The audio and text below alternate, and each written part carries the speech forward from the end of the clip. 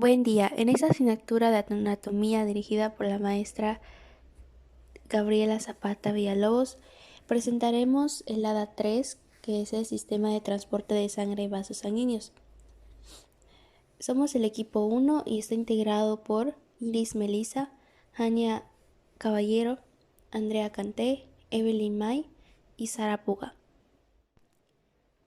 A continuación explicaremos cómo se compone la sangre y describiremos cada uno de sus elementos, iniciando primero con una pequeña introducción de qué es la sangre. La sangre es tejido vivo formado por líquidos y sólidos. La parte líquida llamada plasma contiene agua, sales y proteínas.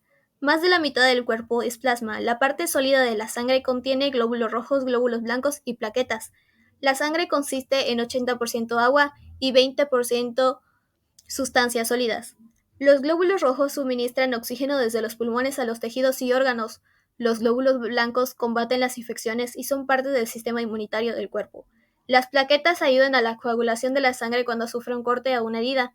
La médula ósea es el material esponjoso dentro de los huesos, produce nuevas células sanguíneas. Las células de la sangre constantemente mueren y su cuerpo produce nuevas. Los glóbulos rojos viven unos 120 días y las plaquetas viven cerca de 6. Algunos glóbulos blancos de la sangre viven menos de un día, pero otros viven mucho más tiempo. La sangre transporta oxígeno de los pulmones y nutrientes del aparato digestivo a las células del organismo. También se lleva el dióxido de carbono y todos los productos de desecho que el organismo no necesita. Los riñones filtran y limpian la sangre.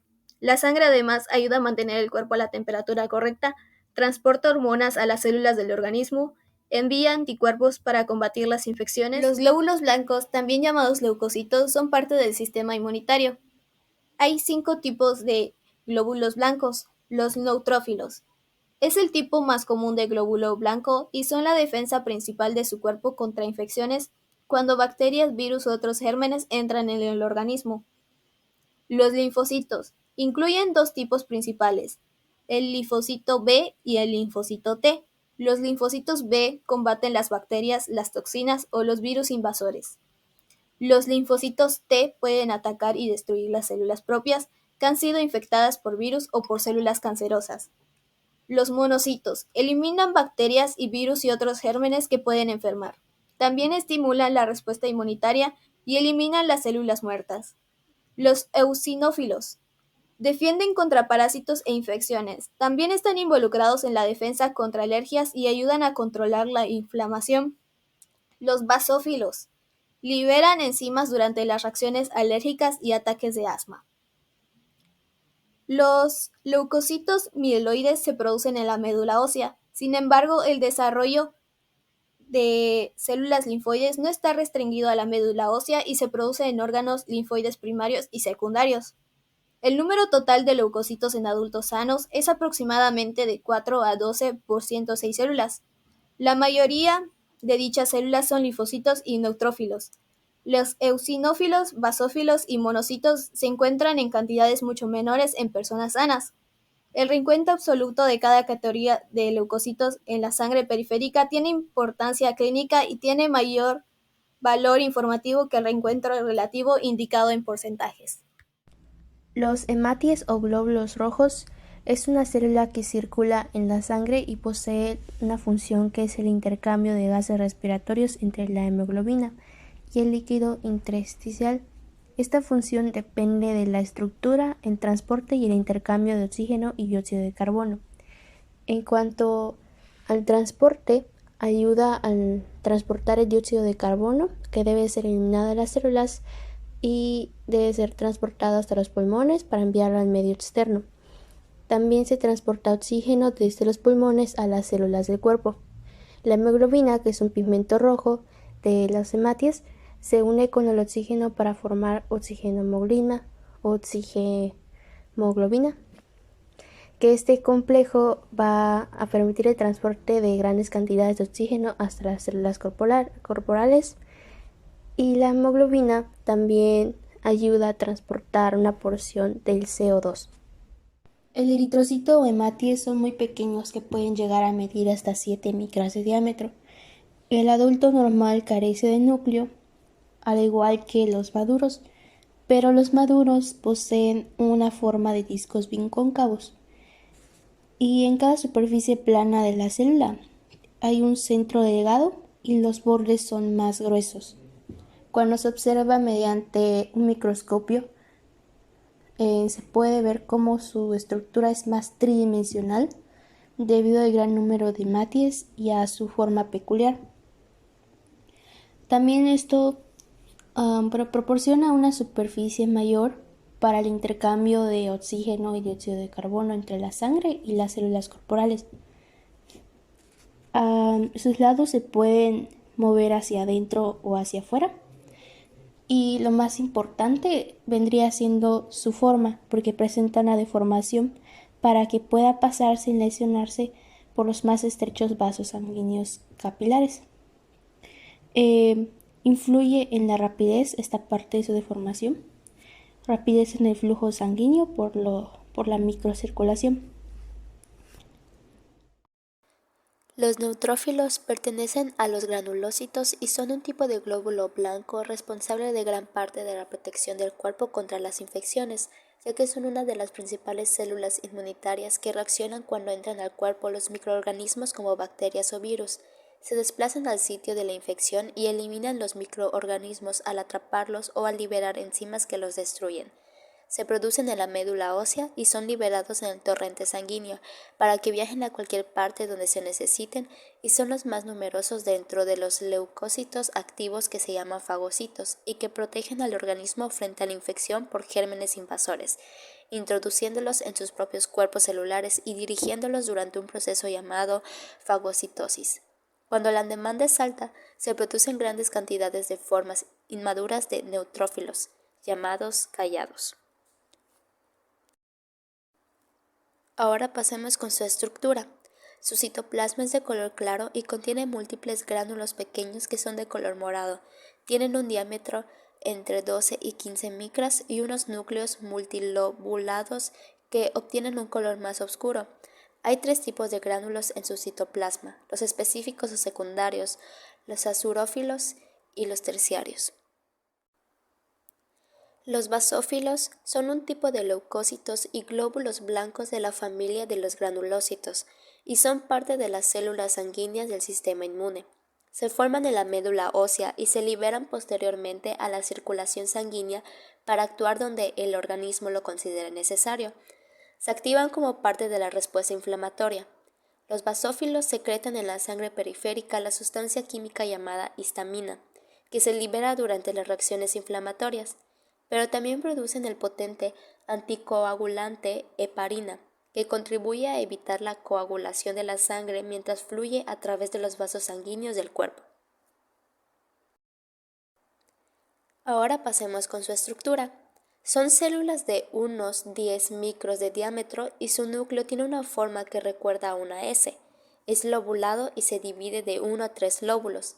Se originan en el mismo lugar que el resto de los granulócitos, es decir, en la médula ósea, y son los menos numerosos, ya que constituyen solamente el 0.5% del total. Los eosinófilos son uno de los distintos tipos celulares que forman parte del sistema inmunitario. Estas células participan en la respuesta inmune ante infecciones, pero pueden estar implicadas en variedad de patologías, como procesos inflamatorios o alergias. Son especialmente importantes en la defensa del organismo ante infecciones por helmintos, también llamados gusanos parásitos. Durante estas infecciones, los eosinófilos liberan diferentes sustancias que ayudan a destruir el patógeno. Estas sustancias están contenidas en unos gránulos en el interior celular. También se ha sugerido su implicación en la respuesta contra algunos virus. Los linfocitos son un tipo de leucocitos, glóbulos blancos, que representan las células principales del sistema inmunológico. Los linfocitos se encuentran en grandes cantidades en la sangre, en la linfa y en los tejidos linfoides, tales como el timo, los ganglios linfáticos, el vaso y el apéndice vermiforme. Estos representan alrededor del 30% de todos los leucocitos sanguíneos y son los agranulocitos más comunes. Los linfocitos son las células funcionales principales del sistema inmunitario, responsables de la producción de anticuerpos, de la respuesta inmunitaria mediada por células, mediante la cual se destruyen las células infectadas por virus y las células tumorales, y también de la regulación de la respuesta inmune. A pesar de tener una apariencia tan similar entre ellos, los linfocitos tienen funciones diferentes y se agrupan de acuerdo a ellas en linfocitos T, células T, linfocitos B, células B, y los linfocitos NK, células asesinas naturales. Los linfocitos NK hacen parte del sistema inmune innato y son responsables por la destrucción de ciertas células infectadas por virus y de varios tipos de células tumorales. Se llaman asesinas naturales porque no requieren ser activadas para ejecutar su función de destruir otras células. Los linfocitos T no secretan anticuerpos, pero nos defienden al atacar directamente a las células víricas o tumorales malignas. Se originan de las mismas células madre hematopoyéticas pluripotentes que las células B y otros tipos de células sanguíneas, las cuales se encuentran principalmente en la médula ósea. Sin embargo, los precursores de las células T migran desde la médula ósea hacia el timo, donde se diferencian y maduran en las células T funcionales. Hay tres tipos principales de células T con diferentes funciones que son mediadas por las moléculas de superficie. Células T citotóxicas. Estas células son las principales en la respuesta inmunitaria mediada por células. Ellas reconocen y se unen a los antígenos presentados por las células infectadas por virus o células tumorales. Cuando las células T se une a la célula diana, la primera secreta linfocinas y perforinas que ocasionan la lisis de la célula diana. Células T cooperadoras. Estas células sirven para reconocer los antígenos extraños que se les presentan por medio de las células presentadoras de antígenos. Cuando una célula T cooperadora se une al antígeno presentado, ésta se activa y comienza a producir citocinas que influyen en la actividad de las otras células inmunológicas. Células T reguladoras. Las células T reguladoras suprimen la respuesta inmunitaria al disminuir la actividad y diferenciación de las células T cooperadoras y las células B. Los linfocitos B, células B, se originan y maduran en la médula ósea. Los linfocitos B participan en la inmunidad humoral, donde producen una gran cantidad de anticuerpos en respuesta a un antígeno extraño, como son los fragmentos o la totalidad de una bacteria, virus y parásitos. Los anticuerpos producidos por los linfocitos tipo B sirven para unirse y neutralizar los patógenos, así como para marcarlos para su posterior destrucción mediada por células, la cual es realizada por los linfocitos T o NK. Las células B surgen de las células madre hematopoyéticas pluripotentes.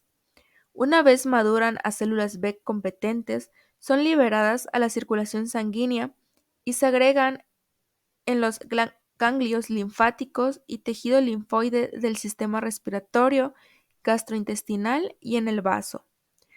Los linfocitos B pueden clasificarse en células plasmáticas y células B de memoria. Las células B plasmáticas producen anticuerpos que se unen y neutralizan o marcan los patógenos, al igual que las células infectadas o neoplásicas, para luego ser destruidas por medio de la inmunidad celular. Las células B de memoria sirven para memorizar cada antígeno específico que se ha enfrentado para poder generar una respuesta inmune rápida y potente la próxima vez que se enfrente al mismo patógeno. Esta es la base fundamental de la inmunidad adquirida adaptativa, al igual que el fundamento de la efectividad de las vacunas. Los monocitos son un tipo de leucocitos producidos por la médula ósea que pasan por el torrente sanguíneo. Los monocitos son los leucocitos más grandes. Aproximadamente entre el 2 y el 10% de los que están en la sangre pertenecen a este grupo de células. Su principal función es la de fagocitar, es decir, comerse a diferentes microorganismos o restos celulares. Para fagocitar se tienen en cuenta diversos factores, como la presencia de antígenos. No obstante, el procedimiento es sencillo y consiste en rodear con los pseudópodos la molécula. Tener demasiados monocitos también es la señal común de leucemia mielomonocítica crónica. Este es un tipo de cáncer que comienza en las células que producen sangre en la médula ósea.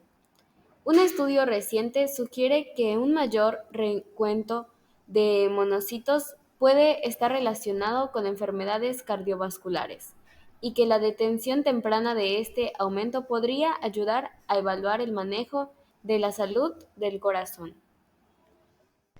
Las plaquetas son pequeños corpúsculos incoloros que suelen manifestarse como usos irregulares o discos ovales, que pueden llegar a medir de 2 a 4 milímetros de diámetro y tienen un papel muy importante en la coagulación sanguínea. Entre sus propiedades físicas están la aglutinación, adhesividad y agregación. Las plaquetas pueden llegar a vivir como 10 días en promedio y se forman en la médula ósea roja por disgregación de células voluminosas llamadas megacariocitos. Las plaquetas desempeñan una función importante en la hemostasia y en la coagulación sanguínea. En la hemostasia se refiere a la detención del flujo de la sangre y puede producirse al final del mecanismo de defensa del cuerpo. Y la coagulación sanguínea tiene la finalidad de tapar o cubrir el vaso roto e impedir que se pierda el líquido vital.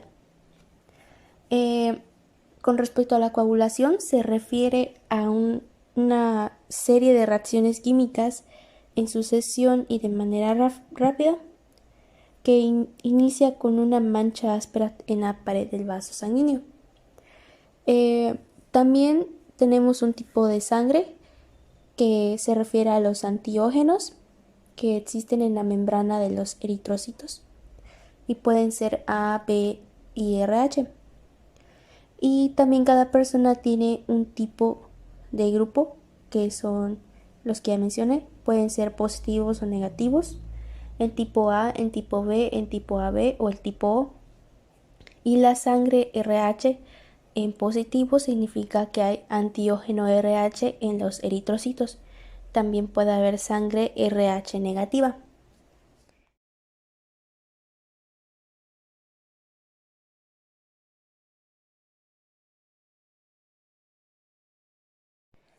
Esta fue la exposición del equipo número 1. Muchas gracias por su atención.